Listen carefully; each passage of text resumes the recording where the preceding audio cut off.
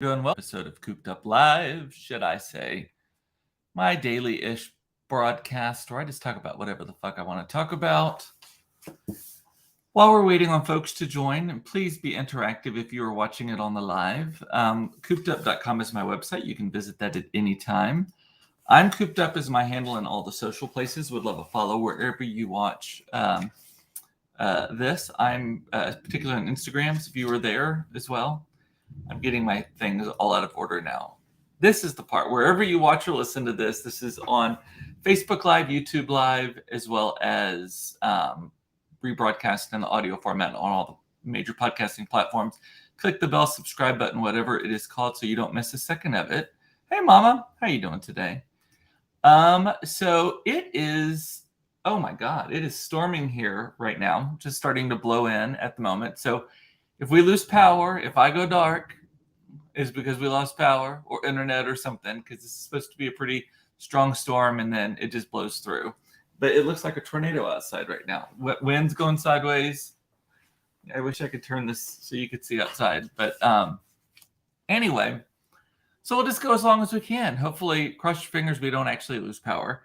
The most exciting thing to happen this week to me, because I know I wasn't here. I've missed 2 days this week already being with y'all. Monday was Mason's high school open house. And then yesterday, our internet went out at the house. And then also because the neighbors went out and they had to disconnect ours. Also, I was notified that we had to bring shoes to a shoe drive today that I was not aware of. And so I had to run to Walmart before anything else was going on. So that's why I missed yesterday. But anyway, so all of that said, the most exciting thing, neither of those were the most exciting thing this week to me. The most exciting thing that happened to me this week was I learned that I could get lawn seats to see Janet Jackson 2 weeks from today, June 2nd, at, what are we calling it these days? I know it is Coca-Cola Starplex here. You're a certain age if you know it by that. Some people call it Jexa Pavilion. I think in the Smirnoff Center for a while. I think it's now called Dos Equis Pavilion. Well, whatever it is, it's the outdoor concert venue. I have only one time that I can think of ever sat on the lawn there, and that was to go see the Spice Girls back in 1990. I'll say 1998 is when I went to see the Spice Girls there. I took my boss's daughters, who are now fully graduated and have kids and all that kind of stuff. That kind of kicks you in the stomach when you think about that. And then I've been to many concerts there. I've seen like Tina Turner there. I've seen Elton there. I've seen a bunch of other people. But the guy I dated before Todd, one of the guys I dated before Todd, he had a box there. And so I always sat in the really good seats. So I've only sat on the lawn that one time to see Spice Girls, but I'm very excited about it for this one because it is kind of a crowded venue. And so I'm excited because it's Janet, y'all. We'll be dancing, all of that kind of stuff. And get this, seats on the lawn were only $33 each. I told the kids that, and they were like, "Ooh, is she not very good?" I was like, "No, they're lawn seats. They just oversell them. There's a million of them there." And it's going to be hot June 2nd. Hopefully it's not too terribly hot. Because I have a history of if I get hot and I have too much to drink, something crazy happens.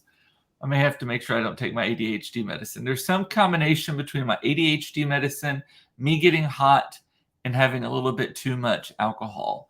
It does not end well. And it's happened twice now since I've been on ADHD meds. And one was at a concert. So I need to, Todd's already like, "Cooper, go pace yourself. We're not going to have this again." I don't want it again either. So I will pace myself. And I will skip my ADHD medicine that day. But since I bought those tickets, the last couple of days, I have been binging on Janet Jackson. I forget how much of her music I love and how much of her music is the soundtrack of like my teenage years and how much in my college years and how much of her music is exactly the same as it always has been. But I like it. It's kind of like Michael Jackson. Most of his stuff had a very similar sound to it. Most of Adele's stuff has a similar sound to it. Whitney stuff, largely the same sound, except for when she went through that really angry period with like Heartbreak Hotel and all of that kind of stuff.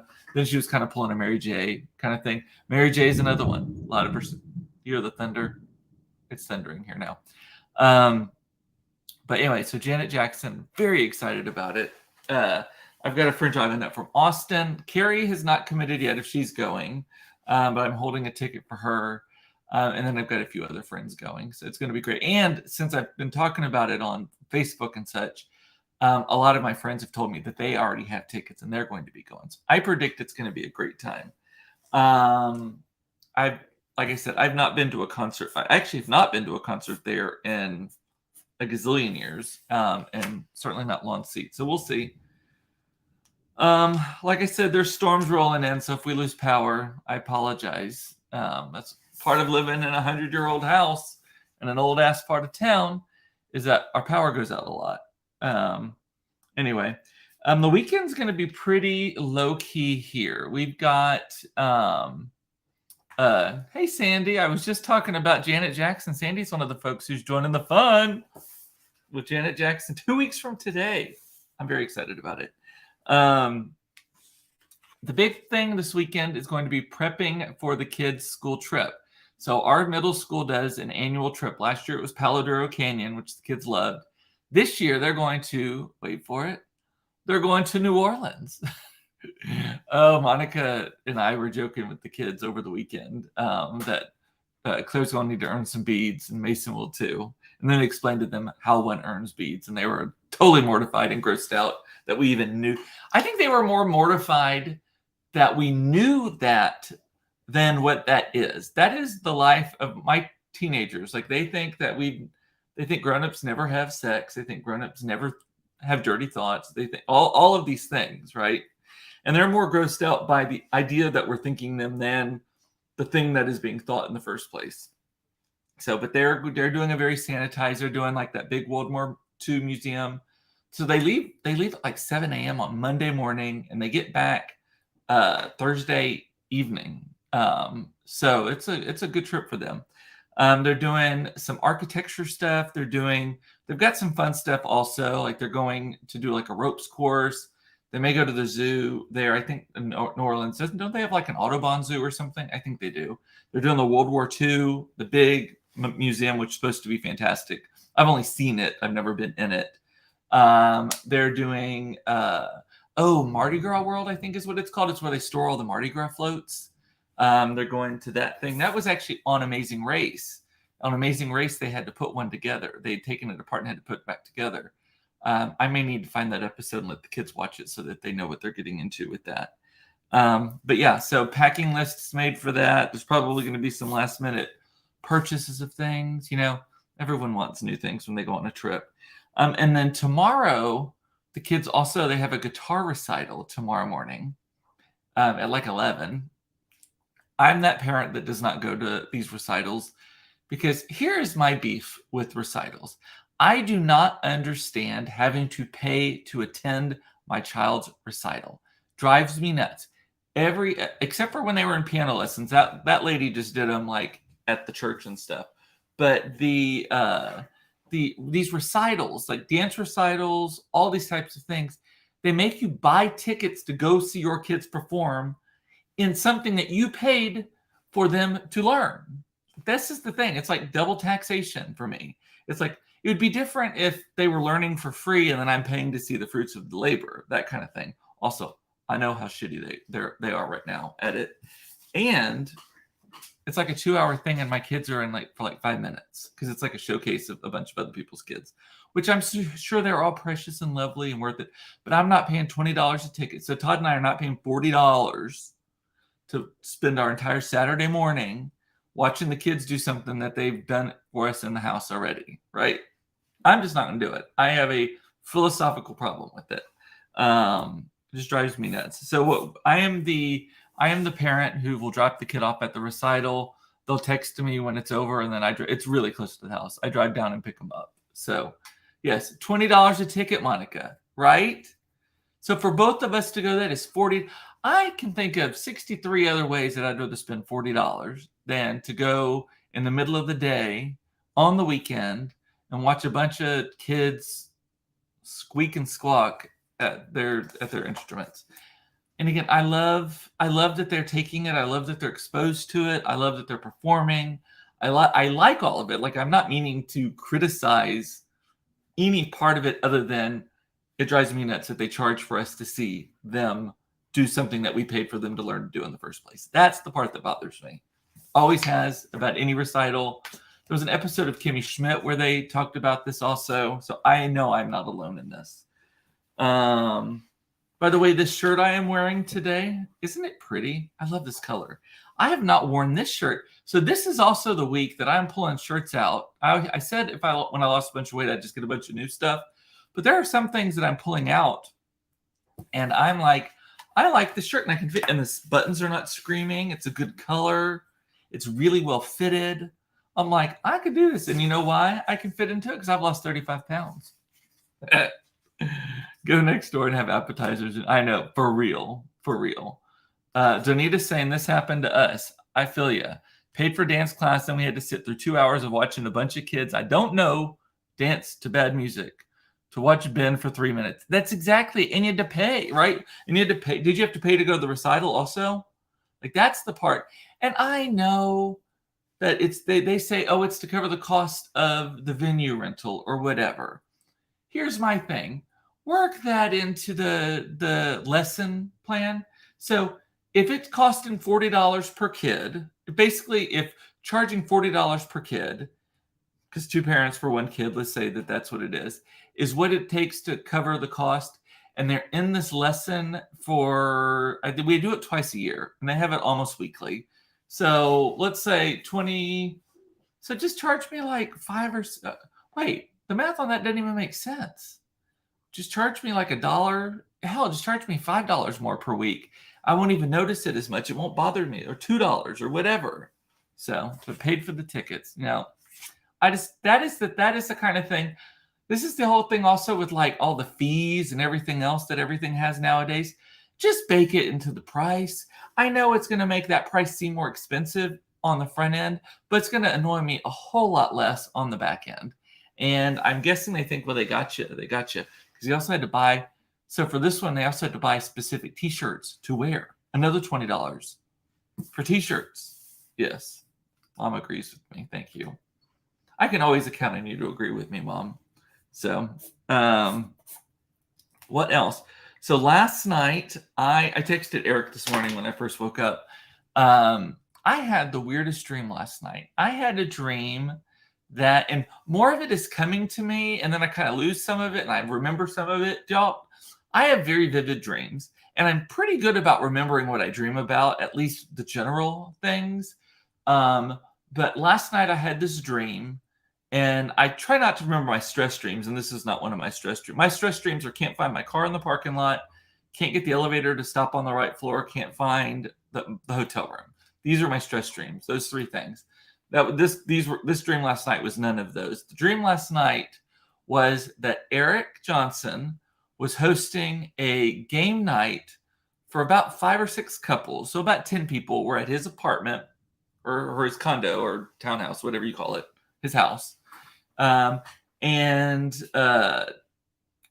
was like 10 of us, and Eric and I got the giggles so bad that we couldn't play the game, that we were ruining the night for everybody. Everyone was mad at us, and every time they got mad at us, it just made us giggle more. Like that's the basic theme of this dream. And I don't even remember what we were laughing at, but it was like everything just made us laugh even more at it. And for whatever reason, he had a hot tub in his living room. And one of the couples there was a couple that is known swingers, kind of in our circles. And I don't know if that's the right word. Maybe sluts is a better word for it. Because actually, I'm not sure they do it together, but I know they do it separate. But and by the way, me saying that has not narrowed that down to any. If you're like, oh, I know exactly who he's talking about. It has not. That is a very, very broad description of people. And so the hot tub was in the living room, and the kitchen was just beyond the hot tub on a raised pillar. So Eric, it was your apartment in the dream, but it was not your actual apartment like in real life. And I know you don't live in an apartment, but you live in a high rise, and to me, everything in a high rise is an apartment, even though you own it. But it was your place in the dream, and it was in that building, and it had the same views and everything, but the layout inside was different. So you walked in, and the game table was on the left, the hot tub was there, the kitchen you had to climb a couple of stairs to get to, and then it was kind of open, very open there. But it was so what a funny dream, especially hot tub part. And this is the thing. Why am I dreaming about hot tubs? I would get dreaming about you, like, because I talk to you or text you daily pretty much. And you've been on my mind a lot lately with everything going on with your dad and all that kind of stuff. And then if you read Craig's column today, I read it yesterday, and I was going to text you this morning, do not read it unless you need to pick your face up off the floor, because that's how I felt about it. My dad's been gone over a year now. But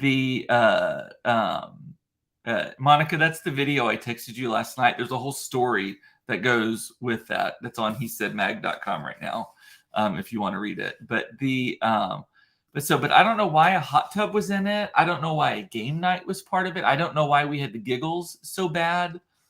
And it was one of those dreams where I kind of stopped dreaming and then fell back asleep, and then the dream just resumed. And normally I don't like it when I dream like that because it's just so weird. Oh, you did read the column before the kids arrived at school. You did okay. Okay, good. I had to wipe my face off the floor and put it back on when I read it last night. So Sandy is saying her dreams are falling off a bunk bed related to her fear of heights, being topless in a 7-Eleven or random places, fear of being exposed, I guess. That's funny. Specifically that you mentioned 7-Eleven. That's hilarious. It's really funny. It's been a while since I've had these dreams. Yeah, mine are, like I said, can't find my car in a parking lot and can't find my hotel room, or two of them. And because of that, in real life, I always take photos of where my car is parked, like the little sign where it is, and where my hotel room number. I take a picture of the hotel room number. If you go through my phone, there are hundreds of photos of parking lot signs and hotel room signs, because then I forget to delete them because I'm the worst at that. What I typically do when I fly now is I'll open up and I'll start going through screenshots. I'll start going through random things and all of that. So, and then the elevator thing, I have this fear, or not fear, but like in my dream, and I think it's a control thing. I think it's about, it's a control issue thing, is that I'll push like level 4 and it goes up to level 10. I'll push level 3 and it goes down to 1. And then I can't ever hit the right floor. Heaven forbid I'd get off the elevator and just take the fucking stairs. And it does it really fast. So I think it's a control thing. And I can't figure out the pattern. So I spend half the dream trying to figure out, is it 7 off? So if I push 3 and I go to 10, if I push 10, would I go to 17? Like that kind of thing. Like this is the things that go in my mind. Sandy says I Uber to airports because even though I've taken photos of where I park, I still can't find my freaking car. That's funny. I'm really good about knowing where I parked once I remember where I parked through my phone.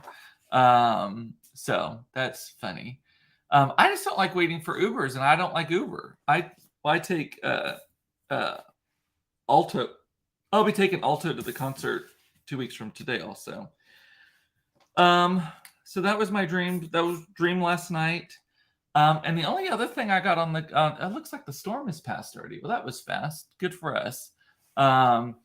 Eric says, I have stress dreams about being lost in an airport or a big casino hotel. Funny that you mentioned the casino hotel thing too. So usually the elevator thing is usually in a, or the hotel room thing. A lot of times it is in a casino hotel also, or an office building. But the casino hotel, what's that all about? So, and what else? Todd needs us to go to his office. They got a new office at a WeWork thing, and he needs us to go in and help him put some carpet down.